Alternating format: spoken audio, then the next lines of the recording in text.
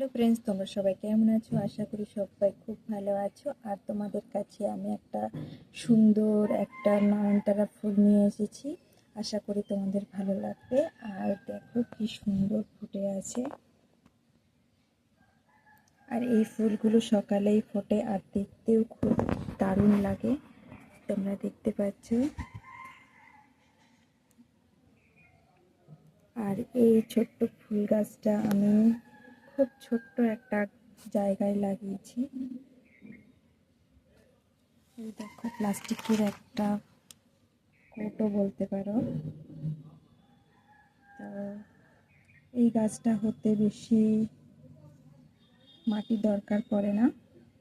তো তোমরা একটুখানি জায়গাতে একটুখানি মাটি দিয়ে তোমরা এই গাছটা লাগাতে পারো।